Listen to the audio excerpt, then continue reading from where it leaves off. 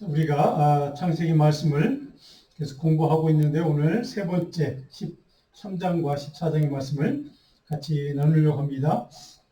주제는 사명에 순종하는 삶이란 무엇인지, 책임의식이란 무엇인지 이런 것들을 좀 주제로 삼고 같이 말씀을 나누려고 합니다. 지난주에 우리가 같이 나누었던 유절 말씀이 있습니다. 우리 로마서에 있는 말씀 같이 한번 읽고 오늘 본문 말씀을 같이 몇 구절 읽고 시작하도록 하겠습니다. 너희 자신을 종으로 내주어 누구에게 순종하든지 그 순종함을 받은 자의 종이 되는 줄을 너희가 알지 못하느냐. 혹은 죄의 종으로 사망에 이르고 혹은 순종의 종으로 의에 이르느니라. 하나님께 감사하리로다. 너희가 본래 죄의 종이더니 너희에게 전해준 바 교훈에 본을 마음으로 순종하여 죄로부터 해방되어 위에게 종이 되었느니라. 오늘 우리 같이 나눌 말씀은 창세기 13장 1절부터 몇 구절만 같이 읽고 말씀을 같이 나누도록 하겠습니다. 창세기 13장 1절부터 13절까지만 우리 함께 한 목소리에 천천히 같이 봉독하겠습니다. 아브라함이 애굽에서 그와 그의 아내 모든 소유와 롯과 함께 네겝으로 올라가니 아브라함에게 가축과 은과 금이 풍부하였더라. 그가 네겝에서부터 길을 떠나 베델에 이르며 베델과 아이 사이 곧 전에 장막 쳤던 곳에 이르니 그가 처음으로 제단을 쌓은 곳이라. 그가 거기서 여호와의 이름을 불렀더라. 아브라함의 일행 롯도 양과 소와 장막이 있으므로 그 땅이 그들이 동거하기에 넉넉하지 못하였으니 이는 그들의 소유가 많아서 동거할 수 없었습니다. 그러므로 아브라함의 가축의 목자와 롯의 가축의 목자가 서로 다투고 또 가나안 사람과 브릿 사람도 그 땅에 거주하였는지라. 아브라함이 롯에게 이르되 우리는 한 친족이라.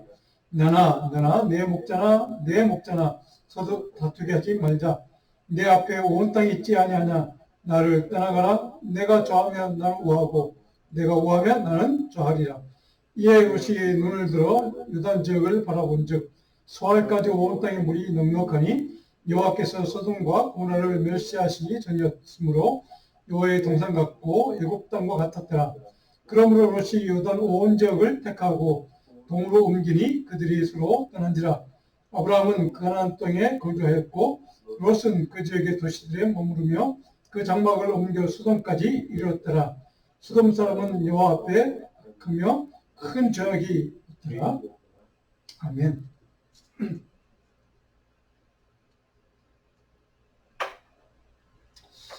우리가 지난주에 12장 말씀을 통해 몇 가지 영적인 교훈을 나누었던 것 복습 삼아서 다시 한번 제가 말씀을 드리면 약속한 말씀에 따라 믿음으로 순종해서 갔던 그 길에도 아브라함에게 기다림의 시간이 필요했습니다.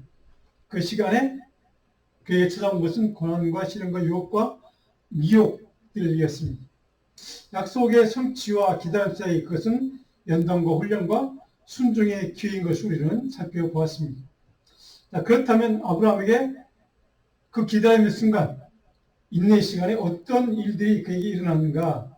여러 가지 유혹, 미혹, 시험, 연단, 사건들이 일어났는데 특별히 이제 그에게 가뭄이라는 문제, 그러니까 먹고 사는 문제에 대한 그런 심각한 이제 혼란, 어려움, 고통이 시작되었죠.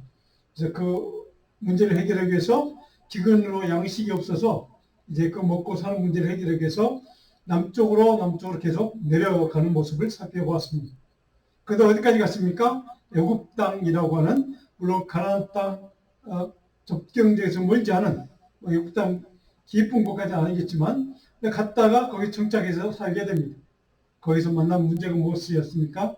자기 아리땅 안에 사례 때문에 그리고 그 땅의 왕이었던 바로 왕, 애굽의 바로 왕으로 인해서 이제 시험을 만나고 어려움 만나고 위기를 만나게 됩니다. 그 상황 속에서 하나님이 선택했던 자신의 사랑하는 종, 사랑하는 백성, 자녀인 이 아브라함을 그 문제를 해결하기 위해서 하나님이 직접 간섭하시고 개입하셔서 그 문제를 해결해 주신 것을 우리는 보았습니다. 하나님께서 그를 안전하게 그 가문을 지켜주신 그 보호하신 사건이었습니다. 자, 그 사건으로 12장이 끝이 나고 그 사건이 어떤 일이 아브라함을 이제 힘들게 하는가? 오늘 본문 13장과 14장에 몇 가지 사건들이 기록되고 있습니다. 오늘 본문 첫 번째로 13장 1절로 13절에 보면 그 아브라함이 이제 애굽 땅에 다시 올라옵니다. 올라오는데 어디로 올라옵니까? 다시 가나안 땅으로 올라가게 됩니다. 이 가나안 땅에 다시 올라와서 머무르던 땅이 잠시 머무르던 땅이 네게브라는 지역이었습니다.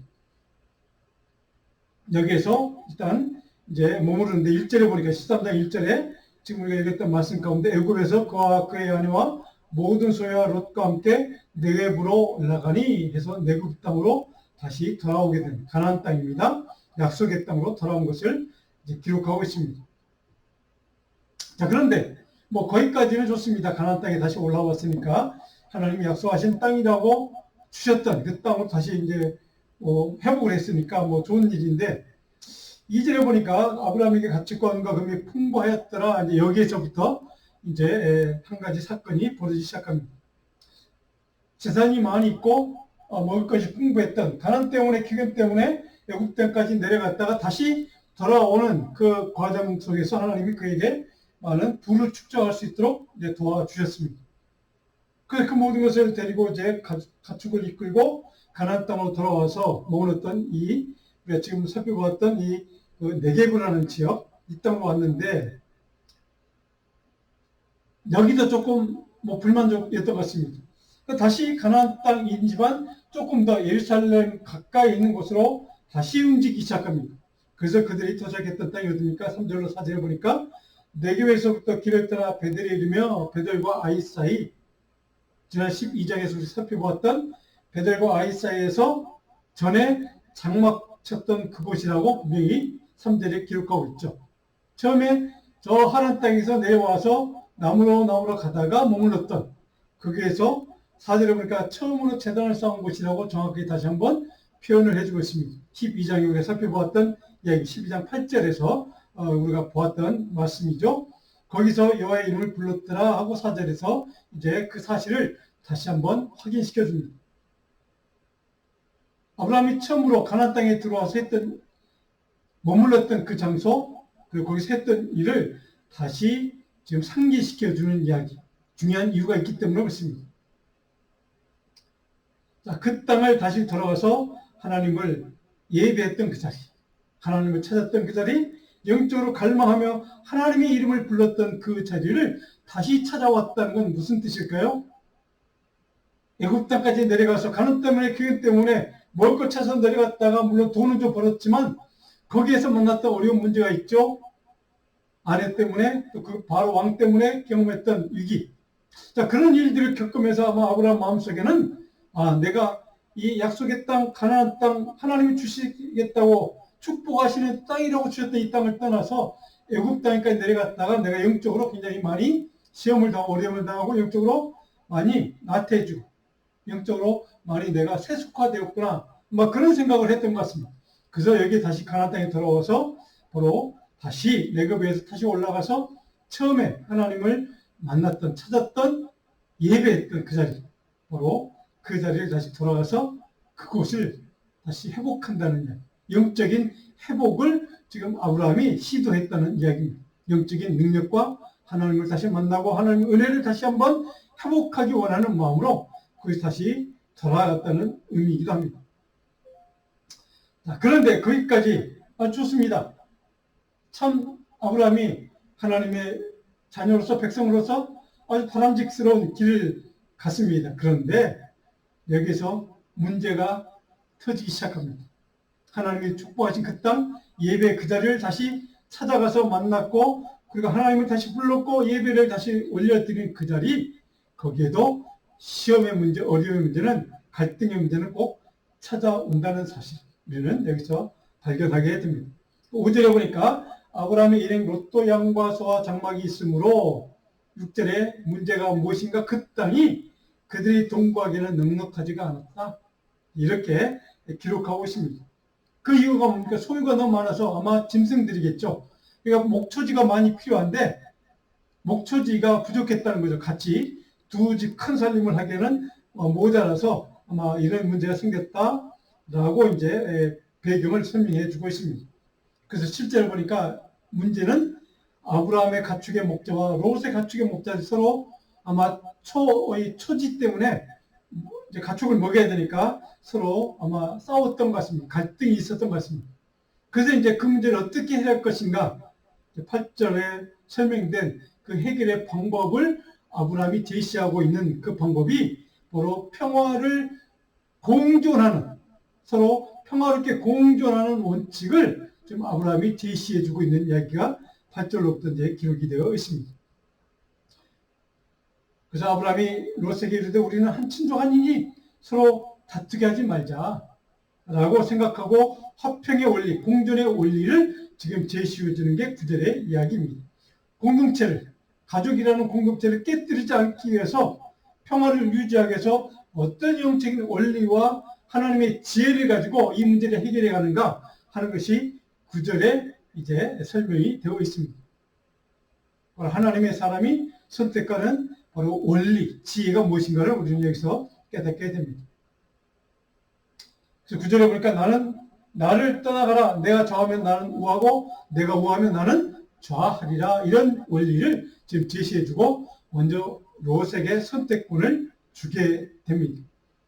왜 아브라함이 이런 선택할 수 있을까? 왜 자기가 윗사람이니까 조카에게 먼저 네가 양보해. 그래서 내가 먼저 선택할게. 라고 하지 않고 어린 조카에게 먼저 선택권을 주는 것이 가능했을까? 아마도 아브라함의 본문에는 없지만 아브라함이 하나님 주신 약속, 말씀, 바로 그 약속의 말씀을 그는 믿었던 것이죠. 신뢰했던 것이죠. 하나님이 절대적인 주권과 인도하심 섭리를 믿고 하나님이 주시겠다고 했던 그래서 그 약속을 붙들고 말씀 붙들고 여기까지 왔던 그 모든 과정 가운데 역사하신 하나님, 하나님의 약속의 말씀은 반드시 이루어질 것이라는 그런 믿음이 있었고 신뢰가 있었기 때문에 그는 먼저 양보를 할 수 있었다는 사실이죠. 하나님이 내게 주시겠다고 약속했던 그 약속을 반드시 지킬 것이라는 믿음, 하나님의 말씀에 대한 신뢰, 이것이 바탕이 있었기 때문에 먼저 조카 롯에게 네가 먼저 선택해 라고 선택권을 줄 수가 있었다는 사실입니다. 또 한 가지 우리가 여기서 깨닫는 것, 하나님의 사람은 아브라함처럼 무엇인가 인생의 중요한 일을 결정하기 전에 그 결정하는 순간 어떤 믿음의 태도, 어떤 영적인 시각에 근거해서 결정해야 하는 것을 우리는 아브라함을 통해서 오늘 본문의 말씀을 통해 배우게 됩니다. 바로 그것이 10절로부터 쭉 기록된 내용들을 우리가 통해서 깨닫게 됩니다. 10절에 뭐라고 되어 있습니까? 이에 롯이 눈을 들어 요단 지역을 바라본 즉 먼저 선택권을 가졌던 롯이 이제 이따 지도를 보면 제가 설명해 드리겠지만 요단 지역을 바라보니 소알까지 온 땅의 물이 넉넉해서 여호와께서 소돔과 고모라를 멸하시기 전이었으므로 여호와의 동산 같고 애굽 땅과 같았더라라고 바로 롯의 눈에 시각에 그렇게 보였다는 거죠. 왜 그렇게 보았는지를 이따 지도를 보면서 설명하겠습니다. 바로 여기에서 보면서 우리가 알 수 있는 것, 롯의 지금 시각, 그의 눈은 어디에 관심이 있습니까? 인간적인 세상적인 욕망과 탐욕을 채워줄 수 있는, 자기의 욕구를 채워줄 수 있는 물질적인 소유에 대한 욕망을 채워줄 수 있는 그런 시각으로 바라보고 그런 시각에 따라 그는 결정을 한다는 것을 보게 됩니다. 세상에 있는 세속적인 시각으로 바라볼 때 아무리 에덴 동산처럼 풍성하게 보이고 편안하고 안전지대처럼 보이는 그곳일지라도 나에게 부를 가져다주고 내가 정말 잘 살 수 있을 것 같은 그런 풍요와 풍성함을 담보해주는, 보장해주는 그런 지경인 것처럼 보여지는 곳이지만 그래서 그것이 좋다고 보이고 그것을 선택해서 갔던 롯, 바로 물질적인 풍성과 풍요롭고 형통의 복을 누리는 지형으로 보였던 것 같습니다. 그래서 그는 그곳을 선택해서 갔다고 하는 것을 우리는 깨닫게 됩니다.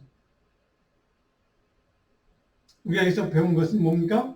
아무리 그렇게 형통의 복과 풍성하고 풍요의 복을 누리도록 보장해 줄 수 있는 그런 복된 지경으로 내 눈에 보인다 할지라도 그 지경이 하나님의 가치와 원리대로 하나님의 뜻과 섭리가 이루어지는 하나님의 능력이 임재하는 곳이 아니라면, 하나님의 약속과 하나님이 허락하신 땅이 아니라고 한다면 바로 그것을 아무리 좋은 풍성과 풍요와 형통을 보장해 주는 곳이라고 보이는 땅이라 할지라도 결코 거기에 하나님의 역사가, 하나님의 능력이 나타나지 않는다는 사실을 우리는 여기서 배워야 합니다. 풍요와 형통이 보장된 지경일지라도 그 지경에 적작하는 것이 하나님의 뜻이 아니라면, 하나님의 계획과 섭리가 아니라면 바로 결코 그 땅을, 그 지경을 선택해서 가서는 안 된다는 사실을 우리는 롯을 통해 우리는 깨닫게 됩니다. 반대로 얘기하면 영적인 시각과 판단으로 결정하는 믿음의 삶이, 아브라함과 같은 삶이 우리에게 필요하다는 사실을 배우게 됩니다. 그래서 그 결과가 어떻게 됐는지 한번 살펴볼까요? 11절에 보니까 그러므로 롯이 요단 온 지역을 택하고 동으로 옮기니 그들이 서로 떠난지라, 이렇게 됐습니다. 자, 지도를 우리 몇 가지 좀 살펴보겠습니다. 오늘은 지도가 좀 많습니다. 한번 제가 볼까요? 지난주에 보았던 지도입니다. 여기서 지금 하란 땅에서 이렇게 쭉 내려갔다가 여기 잠깐 머물렀다가 가나안 땅에 머물렀다가 기근 만나서 이렇게 애굽 땅까지 내려갑니다. 그런데 애굽 땅에서 문제를 만나 어려움을 당하니까 다시 이제 야곱이 재산을 좀 벌었겠다 싶어서 모든 롯 가족과 자기 가족을 다 데리고 여기에 다시 이스라엘 가나안 땅으로 다시 돌아가게 됩니다. 거기서 처음에 머물렀던 땅이 바로 여기죠. 그래서 여기 있다가 다시 안 되겠다 싶어 다시 올라가는 그 땅이 지금 우리가 지난 시간에 살펴봤던 바로 그 땅, 아이성, 바로 우리가 보았던 베델과 아이성, 바로 그 사이 그 땅으로 다시 돌아갔다는 것을 보게 됩니다. 자, 그렇다면 지도를 좀 자세한 내용을 좀 볼까요? 여기 보시면 지금 여기서 이제 이 팔레스타인 땅이고요. 여기가 살렘, 예루살렘 있다고 볼 것입니다. 예루살렘이 있습니다. 그리고 여기가 사해 바다입니다. 그리고 여기가 지금 롯이 보았던 물이 풍성한 땅입니다. 바로 여기입니다. 근데 여기서 지금 롯이 지금 어디서 보고 있느냐 하면 바로 여기죠. 여기 우리가 봤던 베델과 아이성 사이에 바로 여기쯤에서 봤는데, 여리고 땅 건너서 이 요단강입니다. 요단강 땅 건너편을 보고 여기를 보니까 풍요스럽게 보였다 하는데 결정적으로 이게 물이 있습니다. 이 물을 보니까 저기 가면 살 수 있는 곳이야 라고 생각했던 것 같습니다. 그래서 여기에 물을 보고 지금 여기에 갑니다.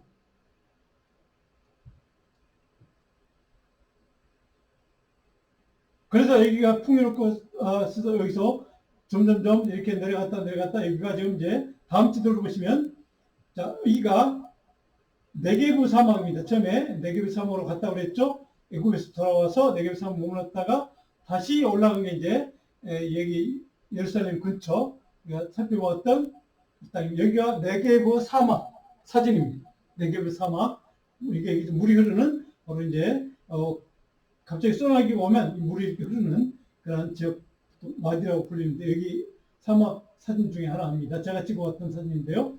자,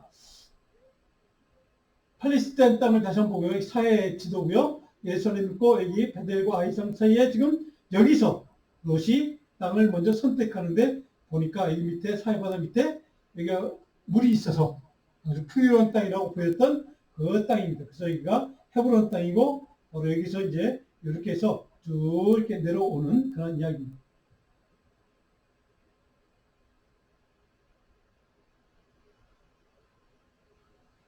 자, 여기가 지금 이렇게 내려와서 소돔과 고모라입니다. 여기까지 왔다가 이렇게 점점 내려와서 소돔과 고모라 있는 땅까지 왔다가 여기서 이제 머무르게 되는 게 롯이 여기 정착해서 살게 됐죠. 소돔 고모라 가까운 지역에 사는데, 이제 우리가 조금 이따가 살펴볼 이제 다음 장에 넘어가면 전쟁이 벌어지는 동네가 바로 여기입니다. 강대국들이 맞붙어 싸우는 지역. 그래서 이제 롯도 잡혀가고 여기서 이제 전쟁에 휘말리게 되는 그런 상황입니다. 근데 여기 보시면 아까 나왔던 네게브 사막이 바로 여기입니다. 그래서 여기 올라갔다가 여기 지금 여기 우리가 살펴봤던 아까 베델과 아이성 중심 그 사이로 처음에 하나님 내려왔다가 정착했던 그 가나안 땅, 거기서 올라가는 이야기가 지금 기록되고 있습니다. 바로 여기가 사막지대입니다. 사막지대. 그래서 우리가 잘 알고 있는 그 성경에 나와 있는 사막, 아라비아 광야는 바로 이제 이쯤 됐고요. 세례 요한이 아라비아 강으로 갔다. 우리가 잘 아는 사도 바울도 이제 광야로 갔던 이제 그런 지역들이 쭉 등장하는데 바로 이 사막 지대가 이제 여기에 물 하나 있고 소돔과 고모라가 바로 여기 있습니다. 이곳을 이제 이야기하고 있습니다.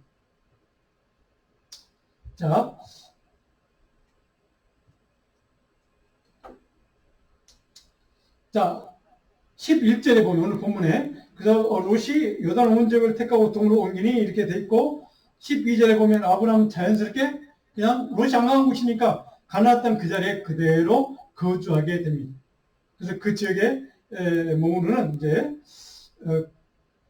하나님의 약속의 땅에 그대로 머무르게 됐죠. 우리가 여기서 깨닫게 된 것, 하나님의 약속의 말씀, 그 말씀에 대한 믿음과 신뢰에 따라 믿음으로 먼저 선택권을 주었더니 하나님께서 가나안 땅 약속의 땅을 아브라함이 차지할 수 있도록 자연스럽게 하나님이 그 땅을 지킬 수 있도록 해주셨다는 사실을 우리는 깨닫게 됩니다. 이것이 하나님의 섭리였다는 사실입니다. 왜? 하나님의 약속은 반드시 이루어지기 때문에 그렇다는 사실입니다. 그래서 이렇게 먼저 선택권을 주었음에도 아브라함이 이 가나안 땅, 약속의 땅, 하나님의 축복이 보장된 그 땅을 아브라함이 차지하게 되는 사건을 우리는 여기서 볼 수가 있습니다. 자, 그렇다면 이제 먼저 선택권을 가지고 갔던 롯에게 어떤 일이 벌어지는가? 13절, 소돔 사람은 여호와 앞에 악하며 큰 죄인이었더라 라고 여기서 굳이 소돔 사람들, 소돔 쪽이 어떤 적인가를 정확하게 밝혀주고 있는 이유가 뭘까요? 롯이 아무리 좋아 보이는 그 땅을 선택해서 갔지만 물이 풍성해서 풍요를 보장해 준다고 믿고 갔던 인간적인 세속적인 욕망과 탐욕의 눈으로 보았던 그 땅이 바로 실제로는 하나님 앞에 범죄하는 사람들이 머무른 그 땅이다 하는 것을 여기에서 먼저 설명해주고 넘어가고 있다는 사실입니다. 자, 두 번째로 13장 14절부터 18절로 우리가 넘어가면 우리가 여기서 깨닫는 몇 가지 영적인 교훈도 있습니다. 14절을 같이 한번 읽어볼까요? 롯이 아브라함을 떠난 후에 여호와께서 아브라함에게 이르시되 너는 눈을 들어 너 있는 곳에서 북쪽과 남쪽 그리고 동쪽과 서쪽을 바라보라. 자, 여기서 보면 14절에 중요한 처음에 시작할 때 뭐라고 시작합니까? 롯이 아브라함을 떠난 후에 하나님이 아브라함을 찾아왔습니다. 그렇죠? 하나님이 일부러 결별시켰다는 뜻입니다. 먼저 네가 알아서 가, 네 길을 가. 그런 다음에 그가 떠난 다음에 하나님이 약속을 주셨던 하나님의 일을 감당하려고 사명을 주셨던 하나님의 말씀의 약속의 성취의 도구로 쓰임받아야 될 아브라함을 하나님께서 찾아오셨다는 이야기입니다. 하나님의 사람, 하나님의 거룩의 능력을 입은 사람은 이렇게 하나님이 구별하신다는 사실입니다. 바로 이것이 14절에 롯이 아브라함을 떠난 후에 하나님이 아브라함을 찾아온 이유와 목적이기도 합니다. 자, 그런데 14절에 보면 하나님이 아브라함에게 명령하시죠. 네가 눈을 들어서 한번 저 북쪽과 남쪽 그리고 동쪽과 서쪽을 바라봐 동서남북을 다 봐봐. 여기서 바라보라고 14절에 하나님이 명령합니다. 아브라함도 바라보았겠죠. 근데 우리가 아까 조금 전에 살펴봤던 롯이 우리 조금 전에 살펴봤던 10절에 보니까 롯이 눈을 들어 여단적을 바라본 적 롯도 봤죠. 근데 어떤 눈으로 봤습니까? 자기 욕망과 탐욕과 풍요의 복을, 형통의 복을 채워줄 수 있는 지역이라고 믿었던 그런 곳을 그는 그런 마음으로, 그런 탐욕의 눈으로 바라보았다는 뜻입니다. 근데 여기 14절에 나와 있는 아브라함이 보았던 그 시각은 뭘까요? 하나님이 약속의 땅을 주신다고 약속했던 그 약속의 말씀을 붙들고 그 약속이 이루어질 수 있는 곳, 하나님의 은혜가 머무는 그 지경이 어딜까를 그는 바라보았던 영적인 눈으로 땅을 보았다는 뜻입니다. 그래서 하나님이 그에게 그런 기회를 주기 위해서 그 후에 찾아오셨다는 의미가 됩니다. 이런 영적인 눈으로 내가 주었던 그런 약속의 말씀을 이룰 수 있는 그 지경을 한번 네가 바라봐. 그런 믿음의 눈과 영적인 시각으로 바라봐 라고 하는 하나님의 권면 말씀이답니다. 룻처럼 아브라함도 분명히 눈으로 봤습니다. 근데 그의 눈은 룻과는 다른 눈이었습니다. 하나님의 말씀에 대한 순종하는 믿음의 눈과 시각과 영적인 관점에서 땅을, 그 지경을 바라보았다는 뜻이기도 합니다. 결국 그의 눈에 하나님의 약속의 땅, 하나님이 주신다고 약속했던 그 땅이 눈에 들어오기 시작한 것입니다. 그런 가운데 모든 우리가 하나님의 관점과 시각에서 바라보고 무엇이든지 결정하기 전에 그런 관점에서 우리 삶의 모든 것에 적용할 수 있다면 바로 그런 가치를 갖고 살아가는 것이 얼마나 큰 복인지, 우리처럼 먼저 선택권을 가졌음에도 불구하고 먼저 좋은 땅으로 생각되는 그 지경을 선택해서 차지하고 갔지만 결국 그의 인생에 우리 14장에 가면 어떤 일을 만나는지 우리는 잘 알고 있습니다. 영적인 시각, 하나님의 눈, 약속의 말씀에 대한 신뢰의 눈으로 바라보지 않았기 때문에 그가 보았던 그 좋은 땅이 그에게 재앙을 가져다 주는 것을, 멸망의 땅이었던 것을 우리는 알게 됩니다. 15절에 보니까 하나님이 이렇게 약속을 다시 한번 확인해 주십니다.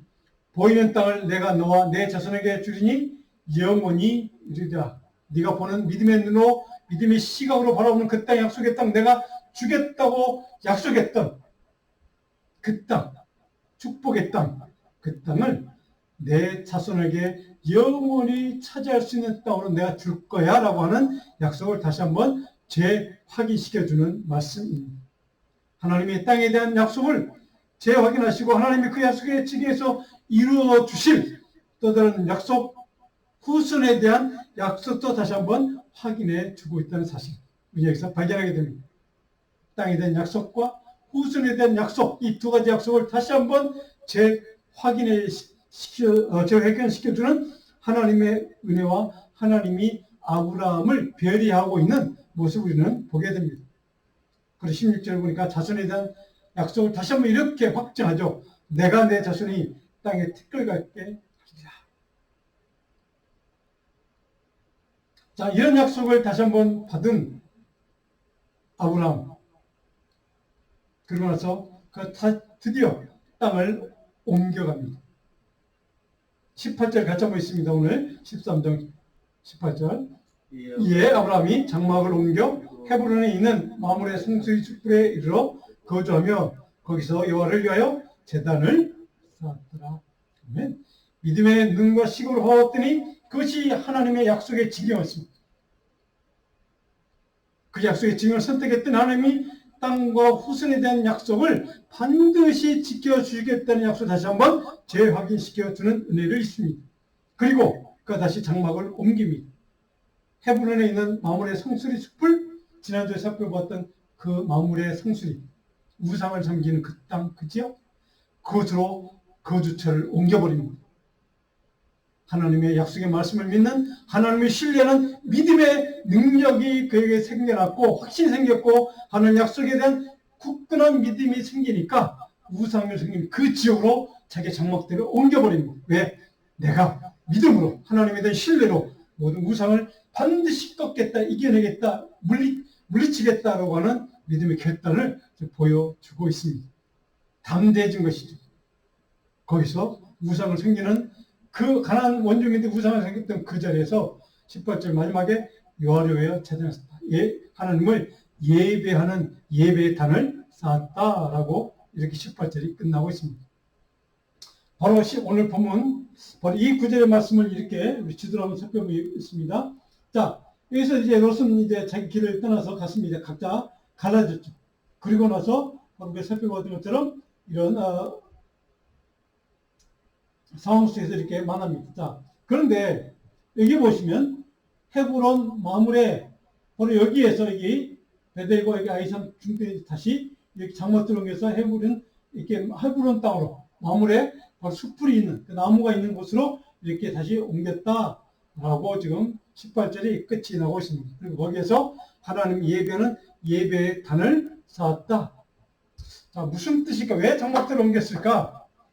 하나님을 갈망하는 영적인 사람 아브라함, 하나님 예배하는 믿음의 사람, 하나님을 신뢰하는 사람 아브라함이 드디어 하나님 약속을 굳건하게 붙들기 시작했고 바로 그 약속에 대한 믿음과 신뢰가 흔들리지 않을 수 있음을 스스로가 확신했기 때문에 우상을 섬겼던 그 땅으로 옮겨서 거기에다 장막을 치고 이게 하나님을 예배하는 자리, 하나님을 붙드는 자리, 하나님을 갈망하는 자리, 하나님을 섬기는 자리로 내가 삼겠다라고 하는 믿음의 결단을 스스로가 보여주기 시작한 겁니다.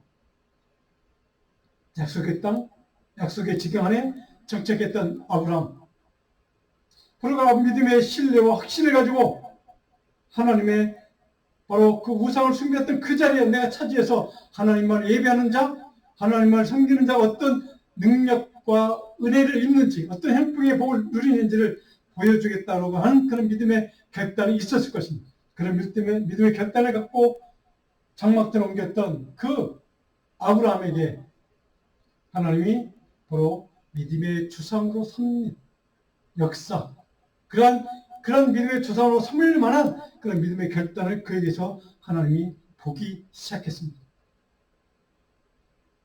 그런 믿음의 결단이 있었던 이 아브라함에게 바로 하나님께서 드디어 이제 그게 놀라운 여러 가지 시험들을 통해서 많은 어려운 문제들을 이제 시험을 만나게 하는 그런 이야기가 이제 14장부터 쭉 이어집니다.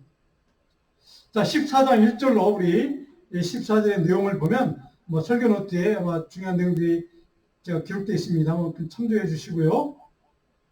1절로 14절의 내용은 이제 조카 롯이 선택해 떠났던 그 소돔과 고모라 땅에서 벌어진 사건, 전쟁이죠. 그 사건에 대한 이야기를 기록하고 있습니다. 자, 지도를 보면 설명을 하자면 이렇습니다. 자, 롯이 전쟁했던 땅은 바로 여기 소돔과 고모라 쪽입니다.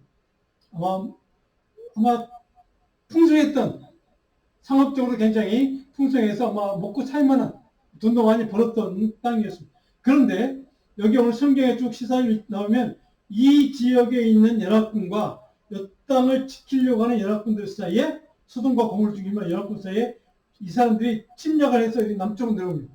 풍성한 땅을 차지하기 위해서 전쟁을 벌이는 거죠.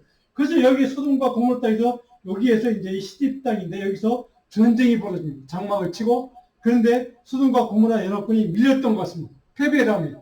그 소돔과 고모라 왕도 모든 다 망하고 도망가고 이제 뺏기고, 그 참에 바로 그 땅에 머물렀던 조카 롯이 모든 재산도 뺏기고 가족도 뺏기는 이제 그런 사건이 벌어집니다. 그런 소식을 여기에 살고 있던 아브라함이 듣게 됩니다. 그래서 그 소문을 듣고 아브라함이 조카 롯을 구하기 위해서 이렇게 쳐 내려옵니다. 성경에 구체적인 군대 수까지 기록되어 있죠. 자, 그런 상황이 이제 14장의 배경이다. 자, 그런 상황에서 아브라함이 조카 롯을 모른 채 하자고, 괘씸할 수도 있습니다. 인간적인 생각으로 하면 어떻게 지가 좋은 땅을 차지해? 어떻게 그럴 수 있어? 라고 하는 생각도 들 수 있지만, 내가 네 위험을 찾았던 거 그냥 당해줬어. 적어도 그렇게 우리 같으면 생각했을 것 같은데 아브라함은 그렇게 생각하지 않고 그를 구하러 가기로 결정하고 자기가 훈련했던 318명의 군대를 이끌고 구출 작전을 펴게 됩니다. 그래서 쫓아가서, 중요한 것은 여기에서 지금 이제 자기 롯과 모든 롯의 가족들을 구하고 난 다음에 원수들을, 롯을 힘들게 했던 그 연합군들을 추적해서 가는데 어디까지 올라가면 이렇게 올라갑니다. 자, 잘 보시면 굉장히 먼 거리입니다. 근데 여기에 다메섹까지 가게 됩니다. 저 북쪽까지 다메섹 땅까지 이르러서 지금 추적해서 갔다가 그들 다 물리치고 다시 돌아오는 얘기가 바로 14장 전반부의 이야기입니다. 그런데 그 이후에 돌아오다가, 전쟁에서 이후로 돌아오다가 지금 여기에서까지 내려오는데 여기에서 살렘이라는 지역이 있고 예루살렘이 있고 바로 살렘이라는 지역의 왕을 만나죠. 그 왕이 지금 우리가 15절부터 기록되어 있는 누굽니까? 자, 17절에 보면 쭉 이야기 되는 18절 한번 보시고 14장 18절 같이 한번 있습니다. 살렘 왕 멜기세덱이 떡과 포도주를 가지고 나왔으니 그는 지극히 높으신 하나님의 제사장이었더라. 바로 살렘 왕 멜기세덱. 자, 이렇게 됐습니다.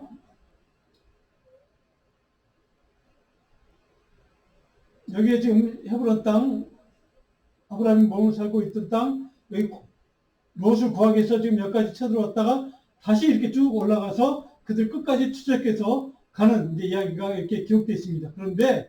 그런데 여기에 오다가, 자, 좀 잘 볼지 모르겠는데, 살렘이라고, 살렘. 예루살렘 바로 보다 조금, 동쪽쯤이 바로 가까이 있습니다. 살렘이라는 지역인데, 여기에 왕이, 이게 멜기세덱이 아브라함을 영접을 나옵니다. 근데 18절에 보니까 이 살렘 왕 멜기세덱이 하나님의 제사장이었다고 기록하고 있습니다. 멜기세덱 신약성에 나오죠. 어디 나옵니까? 히브리서에 여러 번 등장하는 인물입니다. 이 멜기세덱이라는 이 이름은 바로 My King is right. 그는 의로우신 왕이다. 이런 뜻을 갖고 있는 이름 자체가 의로운 왕이라는 뜻입니다. 누굽니까? 메시아, 예수 그리스도, 왕으로 오신 여호와를 상징하는 인물로 등장합니다. 그래서 히브리서 기자는 바로 이 멜기세덱을 메시아로 오신 예수 그리스도를 상징하는 예표하는 구약의 인물로 연결시켜서 설명하는 게 히브리서 여러 군데 등장합니다. 예수 그리스도 영원한 의로운 대제사장 역할을 감당했던 예수 그리스도, 그 이름에서 오셨던 예수님을 구약의 예표하는 인물로 바로 동일시하는 사건이 이제 우리가 잘 아는 히브리서의 바로 히브리서 기자의 해석 관점을 볼 수 있습니다. 오늘 멜기세덱에 대한 신약성의 해석 관점이 히브리서를 보면서 나와 있는데요. 우리 시편을 볼까요? 시편에도 그러한 시도가 있습니다. 시편 110편 4절 같이 읽습니다. 요한은 맹세하고 변하지 아니하시리라. 이르시기를 너는 멜기세덱의 세를 따라 영원한 제사장이라. 여기에 멜기세덱 이름이 등장합니다. 그리고 히브리서 5장 그리고 히브리서 6장 20절 한번 같이 읽어볼까요? 그리로 앞서가신 예수께서 멜기세덱의 반차를 따라 여호와의 대제사장이 되어 우리를 위하여 들어가십니다. 히브리서 기자는 멜기세덱을 예수 그리스도 대제사장 오신 영원한 대제사장이신 의의 왕이신 의로우신 분 메시아이신 예수 그리스도 그분을 예표하는 구약의 인물로 멜기세덱으로 상징적으로 표현하고 있다는 사실. 근데 히브리서 7장으로 넘어 본격적으로 이제 멜기세덱과 예수 그리스도를 연결시키는 이야기가 히브리서 7장에 기록되고 있습니다. 다음 시간에 히브리서 7장을 몇 구절 우리가 다시 살펴보고 이 내용을 다시 한번 구체적으로 좀 나누고 15장을 공부하도록 하겠습니다. 또 오늘 제가 여러분에게 드리는 사도행전 2장 24절 말씀, 자, 8 말씀입니다. 제일 마지막 부분 8 말씀 같이 읽고 마무리하도록 하겠습니다. 내가 달려갈 길과 주 예수께 받은 사명 곧 하나님의 은혜의 복음을 전하는 일을 마치려 하면 나의 생명조차 조금 더 귀한 것으로 여기지 아니하노라. 바울서대의 간증고 고백입니다.